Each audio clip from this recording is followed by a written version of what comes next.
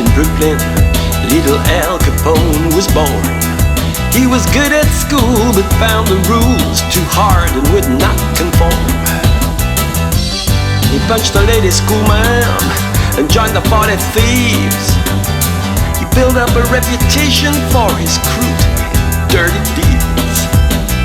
His mama cried and wrung her eyes, but little Al remained serene. Soon he was working for Johnny Tario as a bouncer in a house of dreams. Scarface is what they called him, though he couldn't stand that name. Scarface is how the world knew him, the king of darkness, the prince of shame. But he said, hold it a minute, you can call me Snorky. I love that name.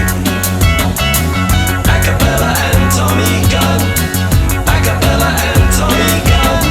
In 1921 in Chicago, he set up in the moonshine trade. Prohibition had come and Al was number one, selling liquor to rich guys and babes.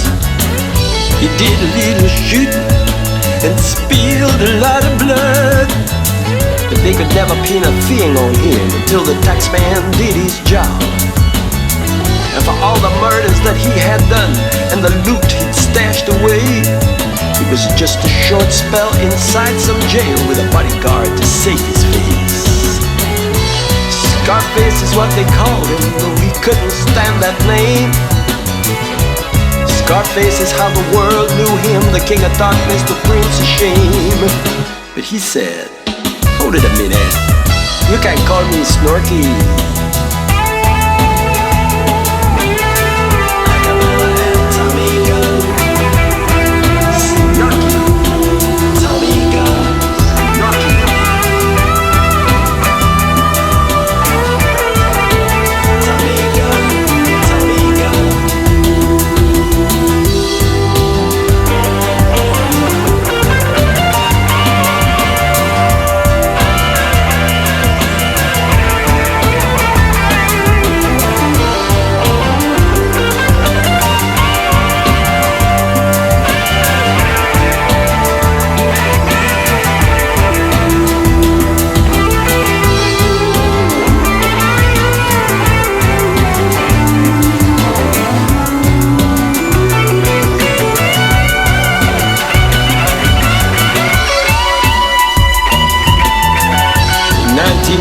In Hillside, Illinois, Al Capone was laid to rest.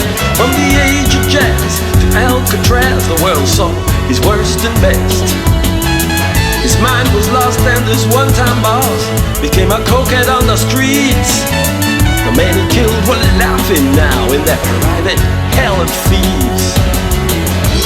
Scarface is what they called him, though he couldn't stand that name.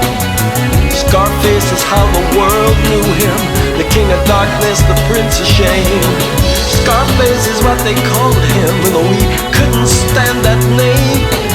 Scarface is how the world knew him, the king of darkness, the prince of shame. But he said, hold it a minute, you can call me Snorky.